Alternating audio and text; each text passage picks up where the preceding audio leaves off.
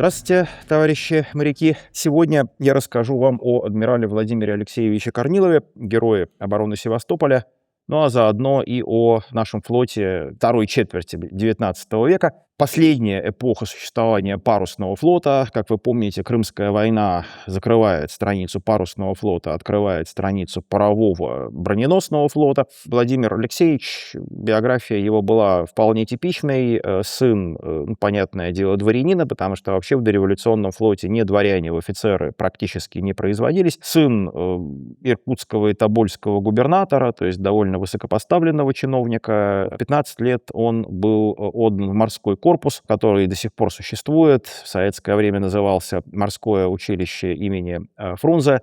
Сейчас снова морской корпус. Но уже через 2 года, даже меньше, чем через 2 года, был произведен в мичманы, потому что отец Владимира Алексеевича был человеком влиятельным. Кстати, произведен в мичманы он был до 18 лет, хотя, по идее, этого не должно было бы быть, но в данном случае было. Владимир Алексеевич вообще в молодости не демонстрировал каких-то военно-морских дарований, наоборот, его считали избалованным молодым человеком, не склонным к морской службе.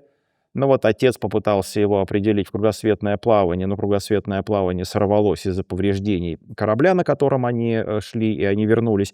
Ну а в 27 году Владимир Алексеевич попал на корабль «Азов», который строился в Архангельске, и которым командовал капитан первого ранга Михаил Петрович Лазарев. И это стало чрезвычайно важным событием в его жизни, потому что Михаил Петрович Лазарев мало того, что был опытным моряком, но он был таким настоящим руководителем. Он умел подбирать и воспитывать подчиненных. И подчиненные, которые попадали к нему в руки, даже, может быть, не очень склонные к морской службе, как Владимир Алексеевич Корнилов, становились со временем выдающимися моряками. И вот это с мичманом Корниловым на борту Азова и произошло. Есть легенда о том, что Лазарев лично выбрасывал французские романы за борт из каюты Корнилова, чтобы он не читал всякую ерунду, а читал книжки, посвященные морской службе. Но служба была, конечно, очень суровая. Вообще на парусных кораблях очень важна была натренированность матросов. Нужно было быстро подниматься на рангоут, нужно было крепить и отдавать паруса на большой высоте. Нужно все это было делать быстро, и телесные наказания были широко распространены. Не надо идеализировать моряков того времени. Лазарев был человеком очень суровым и широко практиковал телесные наказания. Но так делали, в общем, все, а Лазарев еще и стажировался в молодости в английском флоте, где порядки были особо суровые. Ну и вот Азов сразу же, только что построенный, попал на войну, потому что русская эскадра двинулась в Средиземное море, где как раз велась война за независимость Греции. Греки восстали, уже несколько лет боролись с турками с переменным успехом. Россия, в общем, сочувствовала Греции, конечно. Ну, опять же, потому что Турция была нашим постоянным противником. Но воевать ради свободы греков, вот просто так бросаться в войну тоже не очень хотелось. Кроме того, Англия и Франция вели свою политику, и англичане скорее поддерживали греков, но тоже вмешиваться не спешили. Французы скорее не поддерживали греков. Но сыграла свою роль такая гуманитарная составляющая. Турки, конечно, крайне жестоко подавляли восстание, истребляли гражданское население. Честно говоря, греки тоже иногда такими вещи делали. Вообще на Балканах, там, если люди начинают воевать, то резать друг друга они начинают очень быстро. Зверства турок получили большую огласку, и в 1827 году все-таки Англия, Франция согласились вмешаться в пользу греков, Россия тоже, а подавляли греческое восстание, собственно, не совсем турецкие войска. Подавляли восстание это египетские войска, а египетский флот блокировал побережье Греции. Почему? Потому что Египет был вассалом турецкого султана, но довольно таким, имевшим большую степень свободы. И в Египте как раз в 10-20-е годы происходят реформы, очень прогрессивные. Египет создает регулярную армию, регулярный флот, пытается создать военную промышленность современную, и на фоне турецких войск египетские войска отличались гораздо более высокой боеспособностью, и египетский флот тоже гораздо более высокой боеспособностью. Ну а султан попросил египтян помочь, Ну а египетский хидив, правитель Египта, за это получал разного рода привилегии и разного рода уступки со стороны султана. Поэтому фактически Новоринское сражение, о котором я буду рассказывать, первое сражение, в котором участвовал Владимир Алексеевич Корнилов, оно произошло между англо-русско-французской эскадрой и египетско-турецкой эскадрой. В ее составе было несколько турецких кораблей, но в основном это были корабли египетские. Вот эта картина французского художника, изображающая Новоринское сражение. Ну вот если об обстановке рассказывать, то русская эскадра адмирала Гейдена, английская эскадра Кодрингтона и французская эскадра Риньи собрались у берегов Греции. Это полуостров Морея, это, собственно, юго-западный край Греции, и они двинулись в Новоринскую бухту, где был сосредоточен египетско-турецкий флот. 8 по старому, 20 октября по новому стилю сражение это произошло, но сражение вообще никто не хотел. Эскадрой командовал английский адмирал Кодрингтон, как самый старший в чине. Англичане все еще надеялись дело миром решить, и эскадра союзная стала заходить в бухту, надеясь, что египтяне и турки не будут стрелять, а удастся договориться о том, что они просто уйдут из греческих вод. Но кто-то начал стрелять, но до конца это непонятно. Был убит английский офицер, посланный парламентером, потом был убит второй английский офицер, посланный парламентером, потом уже из пушек начали стрелять, но так сражение и разгорелось.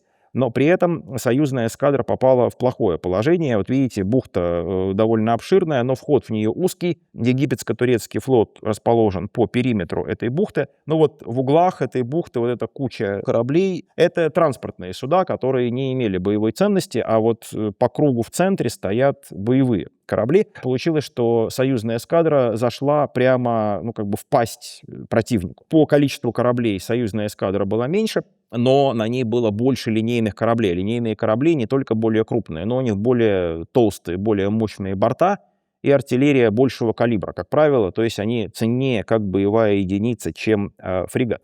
Но в целом преимущество в артиллерии, учитывая еще береговые батареи, было на турецкой стороне. Битва происходила следующим образом. Когда началась стрельба, союзная эскадра стала на якоря напротив турецких кораблей, которые тоже стояли на якорях, и открыла мощный огонь. Вот эта интенсивная перестрелка привела к тому, что через несколько часов большая часть турецко-египетских кораблей была уничтожена, большинство из них загорелось. Но просто имейте в виду, что потопить парусный деревянный корабль было очень тяжело, потому что пушечное ядро оставляло довольно маленькую, аккуратную дырку в борту, а в подводной части пробоины были крайне редкими, потому что ядро, попав в воду, сразу же теряло скорость. И пробоина в подводной части могла появиться только в том случае, если корабль был накренен из-за ветра, у него обнажалась часть подводная с одной стороны, туда попадало ядро, потом галс менялся, крен на другую сторону, и эта часть уходила под воду. Но эти пробоины легко заделывались, были специальные аварийные партии, забивали пробками просто эти пробоины изнутри, и они не приносили большого вреда. А самое страшное — это были пожары, конечно, потому что на деревянных кораблях пожар был очень опасен, и довольно быстро он мог добраться до крюит-камеры, то есть до помещения, где хранился порох. А если это происходило, то случался взрыв, и корабль полностью разрушался. Турецкая и египетская эскадра в основном сгорела и была взорвана. Но корабль «Азов» оказался в самом центре этого боя. Он вынес большую тяжесть, чем любой другой корабль союзной эскадры. При этом потери на союзной эскадре были небольшими. Тут вот тоже можно удивиться, как так. Вот у турок там несколько тысяч человек потери, а у союзников там всего-навсего пара сотен убитых и раненых чуть больше. Дело в том, что погибали моряки в основном, когда корабль загорался и взрывался, или тонул. А пока корабль был на плаву, то относительно немного моряков было убито и ранено. И чтобы окончательно дорисовать, эту картину, конечно, в кого-то ядро попадало, этот человек погибал, скорее всего, но основная масса раненых была ранена щепками. Потому что от ядер, попавших в деревянные части корабля, летели многочисленные деревянные обломки, щепки, они протыкали людей, попадали под кожу, и корабельные хирурги занимались вырезанием вот этих щепок, которые попали в людей. в большом количестве. И понятно, что в те времена еще не было представления об обеззараживании, там и инструментов медицинских, и ну, в целом не было представления о микробах, поэтому очень часто заражение крови происходило, даже в случае удачной операции. Это было распространенным явлением. Поэтому давайте порадуемся, что мы живем в 21 веке, когда медицина уже очень много знает о том, как надо лечить людей. Вот действительно есть очень светлая сторона. Можно очень долго говорить, что у нас оружие стало более опасным, человечество там стоит на пороге, не знаю, ядерной войны, там, всеобщего уничтожения. Эти все ужасы, да, они существуют. Но все-таки давайте порадуемся, что наши врачи научились нас очень хорошо лечить, так, как, ну, вообще даже прям представить себе было невозможно даже 30-40 лет назад, а уж 200 лет назад так и подавно. А еще не было никакого обезболивания в те времена. И анестезия начала применяться только в 40-е годы XIX века, то есть во время Наварина все еще операции делали без наркоза, в том числе ампутации. То есть, в общем, это все было действительно очень страшно, поэтому хорошо, что сейчас не 1827 год, а 2026. Ну и победа была полная. Кстати, англичане и французы даже огорчились по этому поводу, потому что английские и французские дипломаты не хотели такой радикальной победы. Они хотели балансировать все время на грани вот какой-то там войны, не войны, а тут, значит, этот турецко-египетский флот погиб. А к чему это привело? К тому, что турецко-египетская армия в Греции перестала получать снабжение. И турки были вынуждены вывести войска из Греции, соответственно, греки смогли достичь независимости, и уже в 1830 году эта война закончилась, Греция была признана независимой страной. Но, правда, в гораздо меньшем размере, чем сейчас. Там раза в 3 примерно площадь Греции была меньше, чем сейчас. Но лиха беда начала. Ну, а русские моряки были буквально осыпаны наградами. То есть, действительно, вот за этот бой награждены были, ну, может быть, даже чрезмерно в какой-то степени, потому что были у нас бои, за которые наград вообще никто не получал. Лазарев, который командовал Азовом, был произведен в контр-адмиралы и получил аж 3 ордена: английский, французский и греческий, но при этом Николай I решил, что русским орденом его можно не награждать, 4-й. Ну, и так уже очень много. А вот на Азове находилось 4 будущих знаменитых моряка, кроме Лазарева. Лейтенант Нахимов, герой Севастопольской обороны, получил орден Святого Георгия 4-й степени, высшую офицерскую награду за храбрость, и произведен в следующий чин капитан-лейтенанта. Мичман Путятин, тоже будущий, ну, он в Севастополе не был, но он потом возглавит в 50-е годы экспедицию в Японию, которая с Японией дипломатические отношения установит. Он Святого Владимира получил орден, 2-й после Георгия по значимости, и следующий чин. Корнилов, наш герой, орден Святой Анны, ну, чуть пониже, чем Владимир, но тоже следующий чин. Игорь Демарин Истомин, еще один севастопольский герой, получил Георгиевский крест, потому что он был гардемарин, это не офицер, это как курсант современный, и произведен в офицер. То есть все были награждены и чинами, и орденами, в общем, все были довольны. А сам Азов получил первым в истории русского флота Георгиевский кормовой флаг. Это отличие было придумано Николаем I, потому что на суше уже были георгиевские знамена полковые, которые выдавали еще во время войны Отечественной 1812 года за подвиги, а на флоте такого не было. И Николай I решил, что будет правильно и для моряков учредить такую награду. Ну и вот вам, пожалуйста, образец Георгиевского кормового флага, который Азов носил потом все время своей службы. И кроме того, было приказано, что корабли, награжденные Георгиевским флагом, должны постоянно оставаться в составе флота. То есть после этого в русском дореволюционном флоте всегда был корабль, который назывался либо Азов, либо Память Азова. Ну, вообще, эту традицию можно было бы и сейчас возродить вполне, почему бы и нет. Но я думаю, что до этого тоже когда-нибудь дойдет. А вторым кораблем, который удостоился этой награды, стал бриг «Меркурий», который, ну, вскоре после этого, во время русско-турецкой войны, сражался с 2 турецкими кораблями, значительно превосходящими его по огневой мощи. Дальше команда Азова вернулась в Россию, понятное дело. Корнилов на какое-то время оказался в Балтийском флоте. Ну, тут его перечисленные этапы службы, можете их сами прочитать. Лазарев попал на Черноморский флот и в конце 20-х годов возглавил Черноморский флот фактически в статусе начальника штаба, но тем не менее. И Лазарев начинает собирать свою команду. Вот тех офицеров, которых он заметил на Азове, он начинает перетягивать на Черноморский флот. Корнилова он перетянул в 1933 году.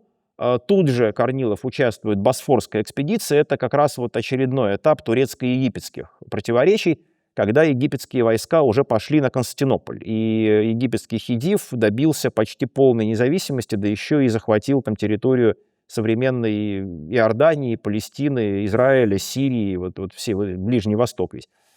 И была опасность, что он захватит Стамбул и станет турецким султаном и проведет те же реформы, укрепляющие мощь Османской империи во всей Османской империи. Это было совершенно не нужно России, поэтому Россия поддержала султана существующего, более слабого, такого менее склонного к реформам. И в Босфоре был высажен десант русских войск. А в Босфор вошла русская эскадра.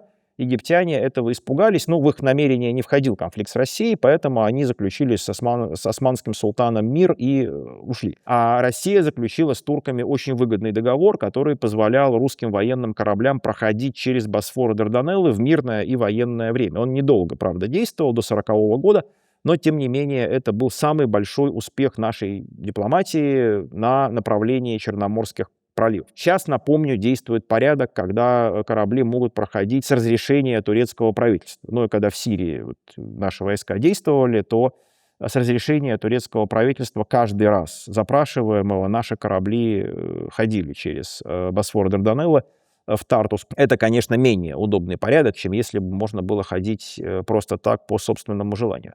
Ну и дальше Лазарев выращивает Корнилова. Вот видно, как он его проводит по разным ступеням должностным. Командует он бригом сначала, Фемистокл и Арест, небольшими двухмачтовыми кораблями, потом фрегатом. Ну а вот этот портрет — это великий Карл Брюллов нарисовал акварелью, когда Фемистокл вообще находился в Средиземном море и обслуживал русские дипломатические миссии в Италии и Греции. Брюллов договорился, что можно будет, ну, что называется, подкинуть его из Италии, где он находился в командировке, в Россию на борту Фемистокла. И благодаря этому у нас есть довольно много зарисовок Брюллова, но это вот только одна работа его. На самом деле очень мало художников попадало на борт кораблей, а фотоаппаратов не было. Поэтому мы сейчас очень плохо представляем себе, как выглядели бытовые вещи, как выглядела кают-компания, там, как выглядели матросские койки, как матросы ели, там, как офицеры ели, как это все было вот устроено и организовано, где вещи хранились. Ну, то есть, в принципе, это как-то известно, но вот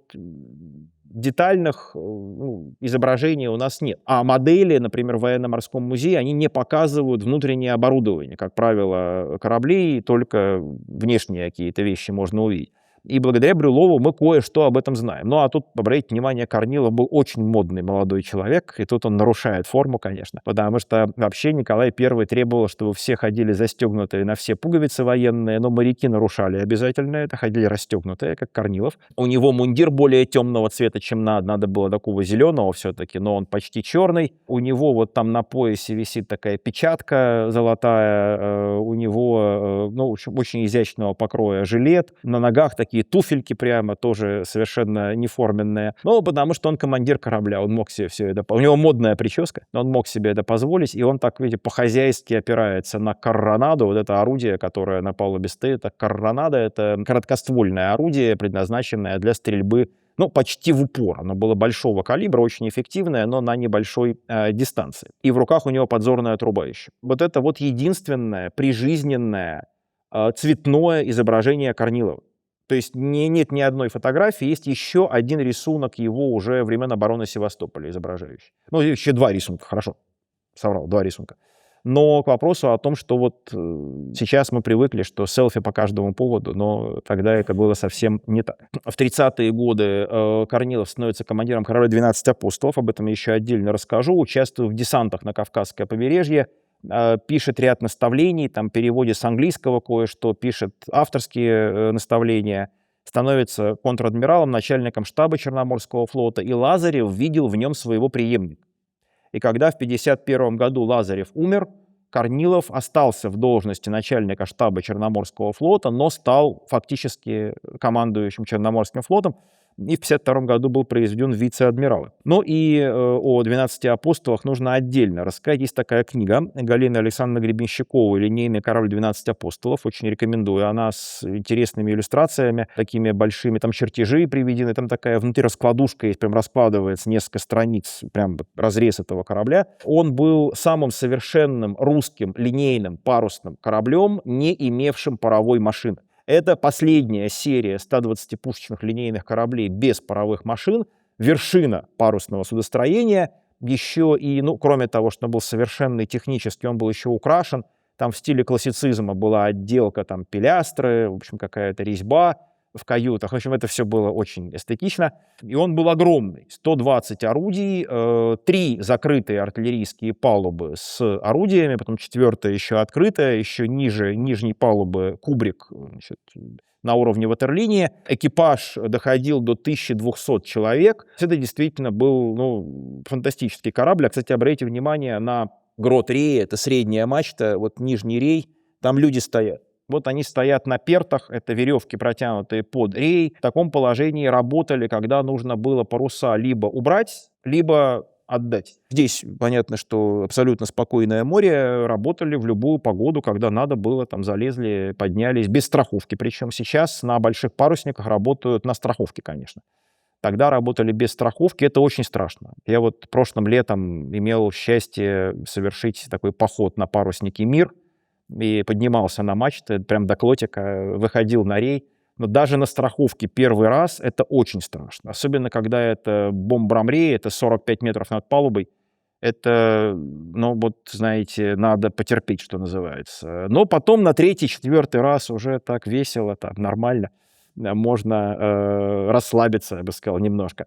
Но если, понятно, вас еще леньком гонят, то у вас стимул появляется еще лучше. Значит, поэтому матросы, ну, довольно быстро всем этим овладевали. На 12 апостолах были установлены бомбические орудия. Это, ну, кстати, слово «бомбический» вполне знакомо современному человеку. И, кстати, орудие было бомбическое и в этом смысле. В том смысле, что очень хорошее, очень классное. Эти орудия большего калибра, чем обычно. Ну, вот стандартное орудие не больше 36 фунтов, а это 68 фунтов, ну, 69 даже.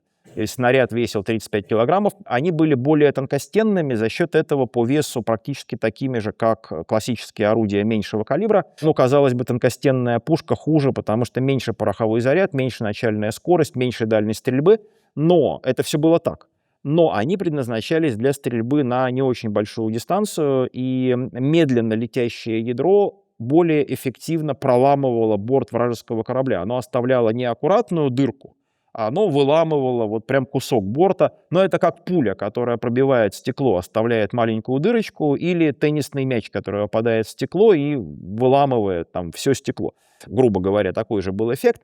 И бомбические пушки еще могли стрелять разрывным снарядом. А почему бомбическим? Это бомба, разрывной снаряд. И это было очень эффективное орудие против деревянных кораблей. Когда оно появилось, моряки всего мира стали задумываться о бронировании. И против бомбических орудий была изобретена первая броня. Еще из мягкого железа, еще из незакаленного. Но она уже была эффективна против бомбических орудий. А потом стали думать над тем, как пробить эту мягкую броню. Когда потом придумали более качественную броню. Ну, так это все вот и пошло развиваться. А вот это вот Айвазовский написал уже спустя много лет, незадолго до смерти, по памяти картину «Смотр Черноморского флота» в 1849 году. И здесь в правом нижнем углу у борта стоит Николай I, такая высокая фигура в белой фуражке, а справа стоят Константин Николаевич, это генерал-адмирал, сын Николая I. А дальше маленький такой, рядом с Константином, с седыми баками, это Лазарев. Он был очень маленького роста, и у него были очень короткие ножки Михаила Петровича Лазарева. То есть он не был вот каким-то, знаете, мачо, которого можно было там на обложку модного журнала поместить. Но не в этом была его, как бы сказать, не в этом была его заслуга. А дальше стоят Корнилов рядом с Лазаревым, а справа в профиль Нахимов, чуть-чуть сутулый. Айвазовский специально вот поместил этих героев на эту картину. Он немножко вытянул пропорции кораблей, чтобы они были более такими красивыми. Это фантазия, это не фотография, но это очень красиво, вот согласитесь. И это действительно такое вот последнее воспоминание о последнем парусном флоте России. Но начинается Крымская война, Крымская война вообще началась из-за того, что Россия была спровоцирована. Ну, конечно, у властей России довольно долго, с екатерининских времен, довольно давно были идеи захватить Босфор и Дарданеллы, но конкретно при Николае I победила другая точка зрения, победила та идея, что захват Босфора и Дарданелл России может вызвать ответные меры Англии и Франции, которые испугаются, что баланс сил международный будет нарушен. России это, в общем, было не нужно. Поэтому было принято решение сохранять слабость Османской империи. Пусть она будет слабой, такой относительно беспомощной, и в этих слабых руках будут проливы находиться. Это хорошо, они не попадут в руки какого-то сильного противника России. Но в 1848 году происходит в ряде европейских стран революции, очень сильно меняется политический климат. Николай I вот это вот, ну, как бы сказать, не отразил, не зафиксировал, продолжал считать, что внешняя политика делается аристократами в тиши кабинетов. А после революции 48-49 года все больше и больше общественное мнение начинает влиять на внешнюю политику. Вообще это движение начинается в сторону того, что мы имеем сейчас, когда в целом ряде стран мира внешняя политика является производной от внутренней политики. То есть если какому-то президенту или премьер-министру нужно решить проблемы своего сохранения себя у власти, нужно убедить избирателя, что он молодец, он может затеять там какую-нибудь войну или может там проводить ту или иную внешнюю политику не для того, чтобы чего-то добиться на внешнеполитическом фронте, а для того, чтобы обслужить свои внутриполитические интересы. То есть это не хорошо и не плохо. То есть к этому нужно относиться как к факту, с которым нужно как-то жить и как-то это использовать. А тогда для Николая I это была полнейшая неожиданность. Тут, обратите внимание, границы тут немножко по-другому проходят. В Центральной Европе всего одна большая страна — это Австрийская империя, а в Германии наоборот. Есть Пруссия и очень много мелких государств на западе Германии. И в Италии еще не объединена, Италия еще раздроблена. Ну и великими державами являются Россия, Великобритания, Франция, Пруссия и Австрия. Именно эти 5 государств определяют, что происходит в Европе, ну да и в целом в мире на самом деле, в эти годы. И Пруссия была очень дружественна. Россия в это время, Николай I рассчитывал, что и Австрия тоже будет дружественна, но он ошибся. И он считал, что Англия и Франция никогда вместе не выступят. Ну, потому что Николай I был, из того поколения, которое видело войну 1812 года, наполеоновские войны. Ему было 16 лет в 1812 году, уже вполне взрослый молодой человек. Он просился вообще на войну, но его не пустила мама. Вдова, императрица Мария Федоровна, она 2 младших сыновей своих на войну не пустила. У нее 2 старших, Александр I и Константин, принимали в ней участие. И Николай усвоил, что Англия и Франция всегда враги. Они не могут в союз вступить. А времена изменились, и оказалось, что это все ошибочные представления.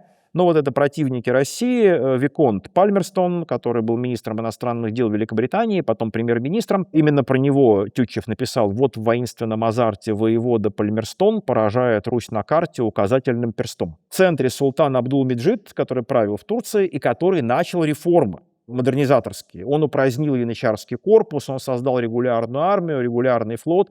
Он много чего сделал для развития и укрепления Турции, что России, конечно, не нравилось. Но и Наполеон III, который только что стал императором Франции, племянник Наполеона Бонапарта, человек очень бурной судьбы, который в тюрьме посидел и переворот пытался совершить, пушку изобрел, кстати, очень хорошую, которая потом была принята на вооружение французской артиллерии.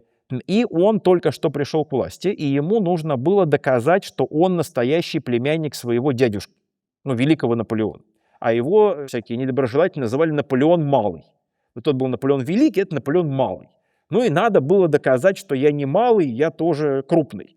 А Пальмерстону нужно было в силу ряда внутриполитических в Англии событий. Там начинается рабочее движение, такое движение, может быть, вы слышали, чартистов, которые требуют прав для рабочих. Оно тоже будоражило Англию, и было очень хорошо канализировать все это в какую-то войну. И тут в результате ряда событий Крымская война и произошла. Причем в неожиданном для Николая I варианте Англия и Франция объединились внезапно. И впервые зазвучал лозунг о том, что война ведется либеральными странами, свободными странами против России, которая не свободная. Ну а тут действительно надо признать грех наш, крепостное право у нас было, правда, еще не отменено, и абсолютизм у нас был действительно. А в Англии и Франции уже были парламенты, то есть, в общем, аргумент трудно этот было отразить насчет свободы и несвободы. Англо-французский флот входит в Черное море, но русское командование очень опасалось десанта турецких войск на Кавказе.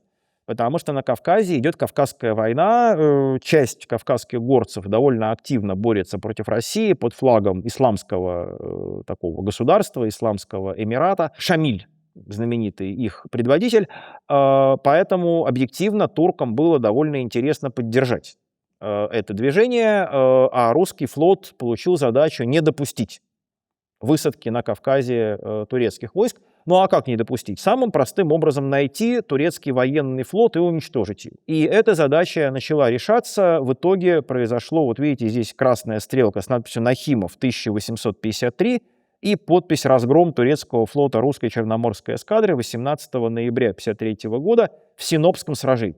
Последнее в истории сражение чисто парусных флотов, которое русский флот выиграл в чистую. А Нахимов был вторым человеком в Черноморском флоте после Корнилова. Корнилов официально назывался начальник штаба Черноморского флота, командующего, можно сказать, не было.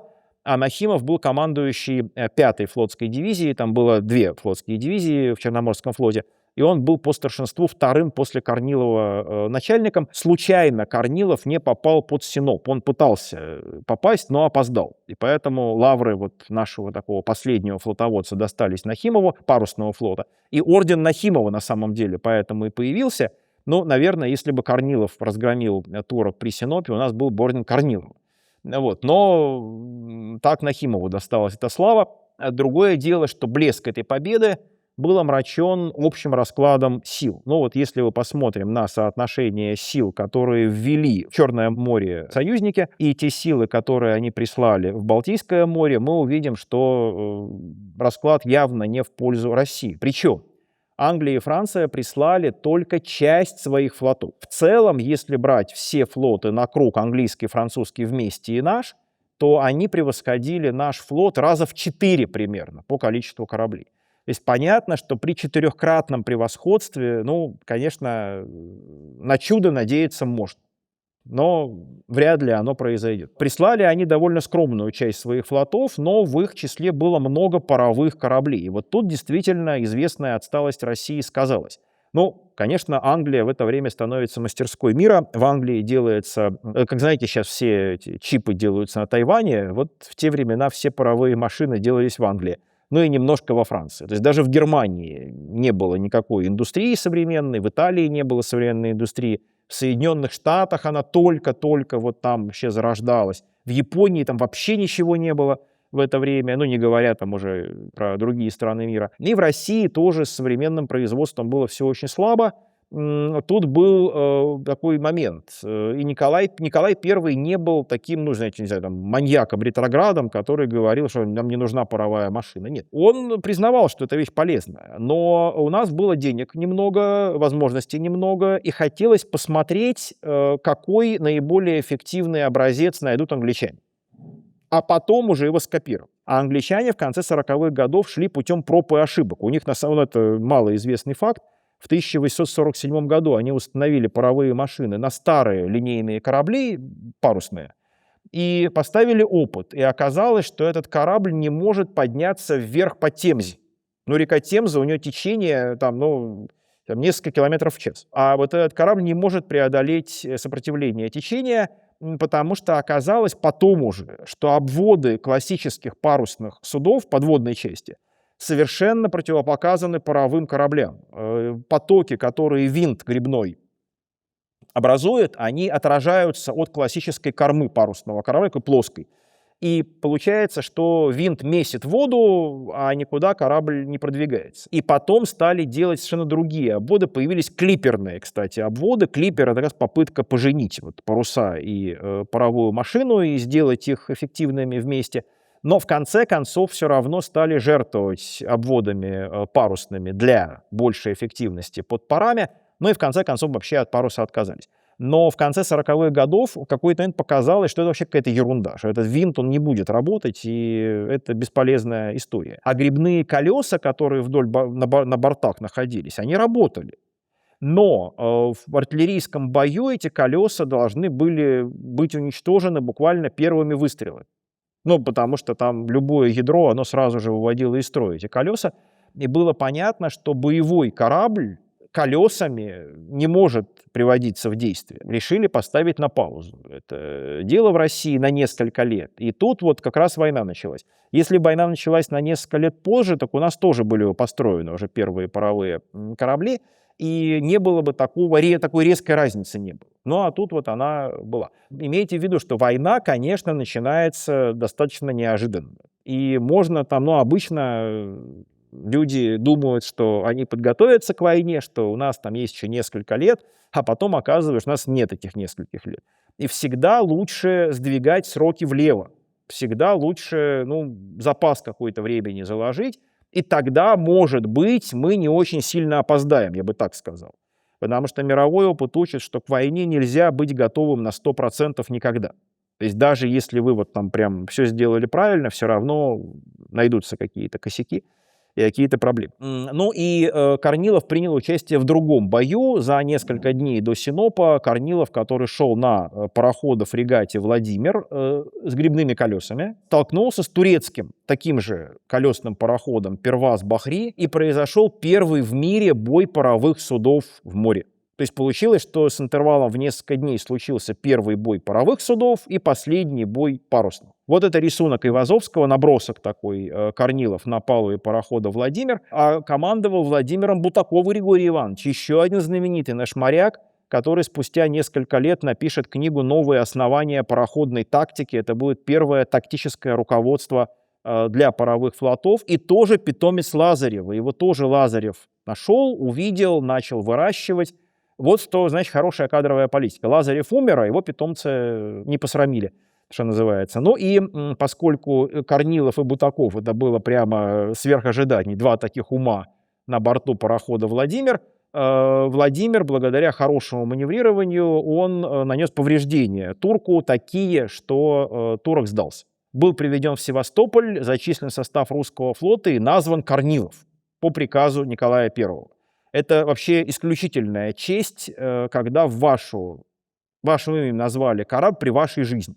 Такое бывает очень редко. И в данном случае вот это отличие было дано Корнилову. Ну а это прекрасная картина Айвазовского, вторая стадия Синопского боя. Ну, тут Айвазовский разошелся, ночь, взрывы, пожар, красота, все как мы любим. Изображен слева русский флот, который стоит в таком полном спокойствии, а справа догорающий турецкий флот. И там где-то вот за турецким флотом крепостные стены Синопа еще видны. Но это прямо Айвазовский, ну, мастер, конечно, рефлекса, и блестящую картину написал. Тем временем дела у нас пошли не очень хорошо. Действительно, высадка на Кавказе отменилась, как выяснилось.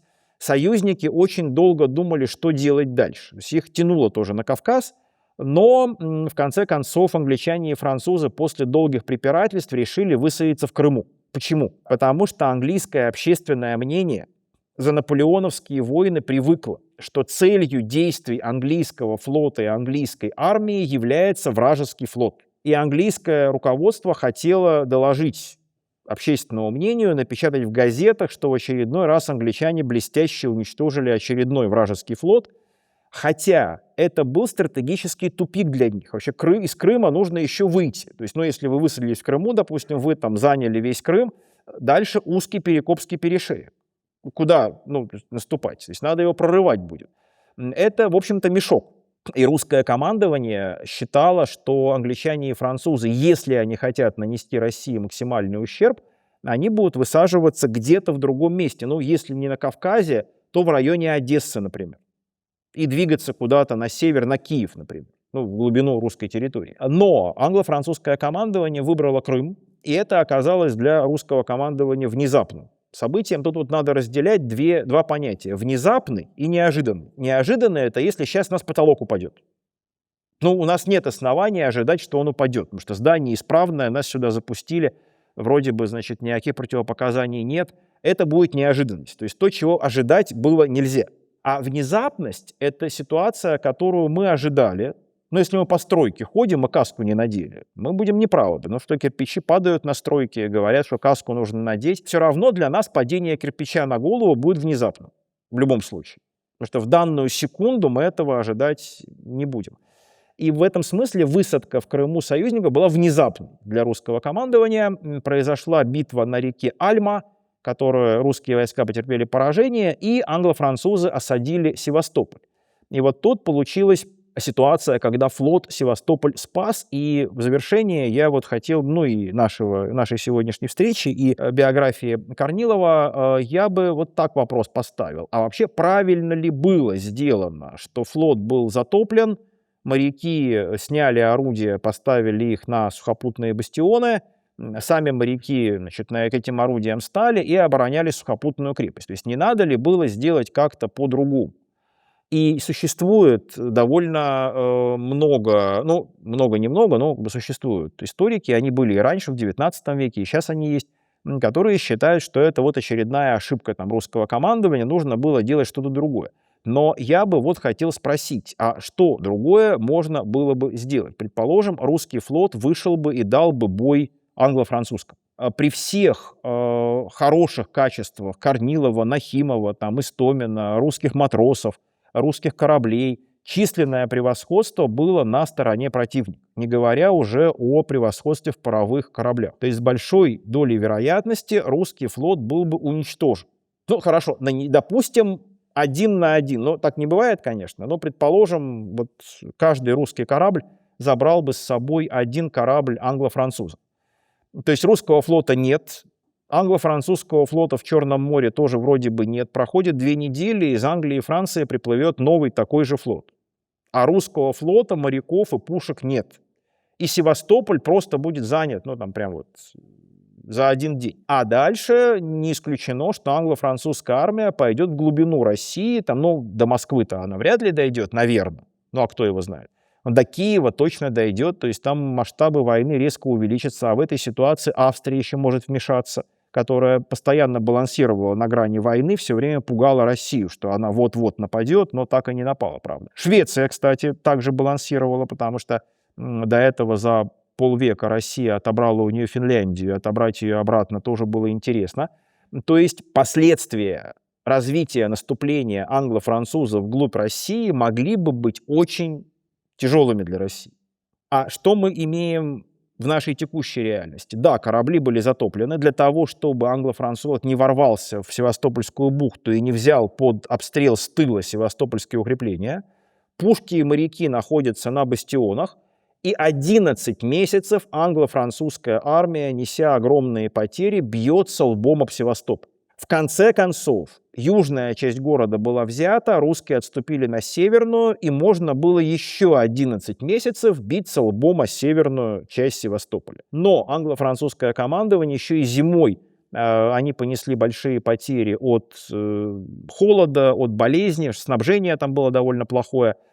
Чтобы посмеялись, не все же плохом рассказывать. Впервые во время Крымской войны в английской армии появились ботинки на разные ноги. Вообще до середины XIX века ботинки были одинаковые, на правую и на левую ногу. На самом деле они были из довольно мягкой кожи, и как только вы там по влажной траве в таких ботинках походите, они тут же примут форму вашей ноги, и, в общем, подойдут.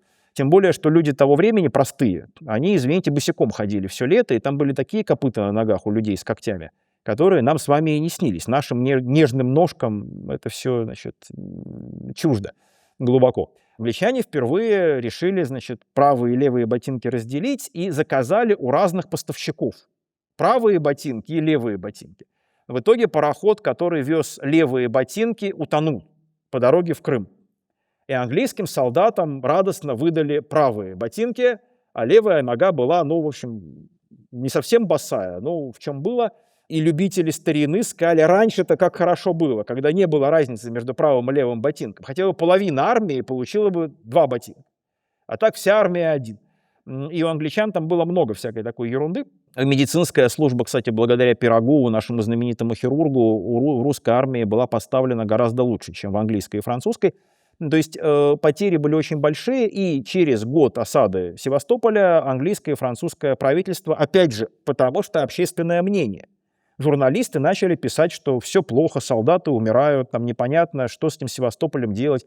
Ну и в Англии и Франции уже запал-то поутих. И оказалось, что Севастополь, как выражаются в ракетно-ядерную эпоху, нанес англо-французам неприемлемый ущерб.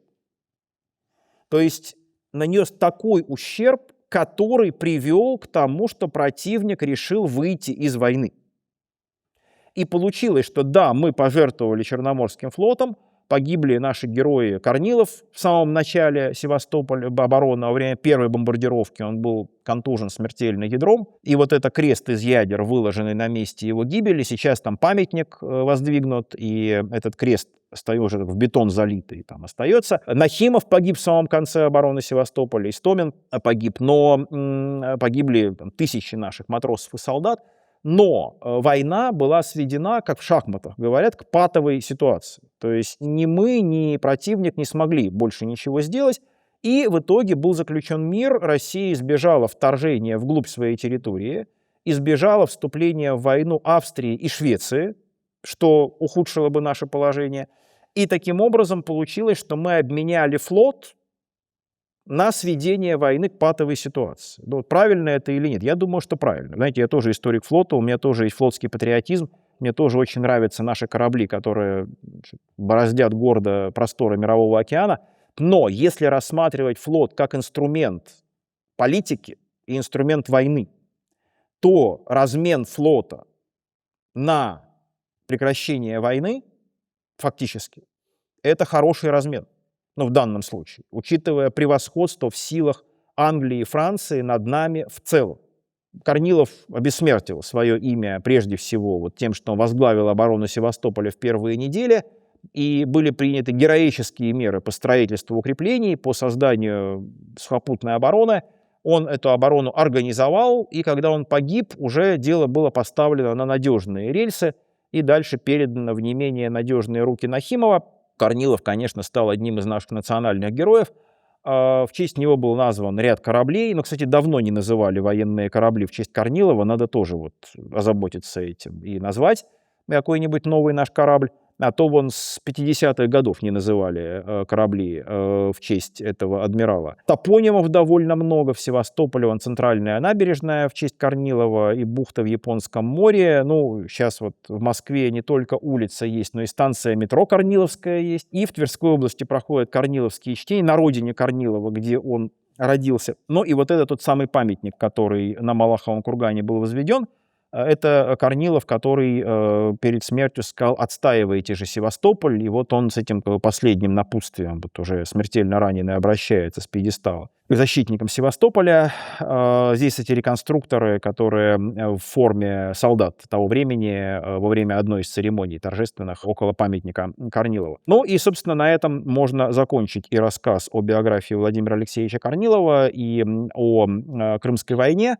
Война была, конечно, для России не победоносная, но действия самого Корнилова, на мой взгляд, были вполне правильными, вполне оправданными, и он вполне справедливо считается одним из наших национальных героев-моряков, хотя Нахимов его как бы немножко затмил, но тут выпало Нахимову счастье сначала одержать победу в Синопском сражении, ну а потом почти всю оборону Севастополя ей руководить. И в этом смысле, ну, как бы по объему получается, что заслуги Нахимова больше. Но тут, видите, это вопрос удачи, потому что Корнилов бы сам с удовольствием разбил турецкий флот в Синопском сражении. И если бы он успел, он был бы командующим, конечно. Но вот он не успел. Но, кстати, надо сказать, что Корнилов и Нахимов были еще и прекрасными людьми, что не всегда бывает. Ну, вообще люди разные, и характеры у всех разные, и отношения разные. Но Корнилов никогда вот, ну, не завидовал Нахимову, хотя это вообще вершина карьеры адмирала — разгромить вражеский флот в таком бою. И Нахимов получил очень высокие награды за это, но как бы вот Корнилов относился к этому как к, ну, тому, что судьба так распорядилась, и это нисколько не должно омрачить отношения между ним и Нахимовым. В завершение два слова о семейной жизни. Семейная жизнь Корнилова, с одной стороны, была вполне благополучной. Он был женат на с 1937 года такой Новосильцевой. Но это была бесприданница, хотя из довольно знатного рода. Но вот с детьми там не очень хорошо получилось. 3 сына Корнилова были, как бы сказать, с проблемами в развитии, и они никакой карьеры не сделали, никаких заслуг у них не было. Там у среднего сына была довольно проблемная еще потом биография, ну, потому что он относительно долго прожил относительно своих братьев. Вот. Но дочери, как бы сказать, оказались такими, что называется, физически здоровыми, вышли замуж. Вот. И потомки Корнилова по женской линии существуют, вот, но по мужской род прервался. Ну, на этом позвольте мне закончить. Спасибо за внимание.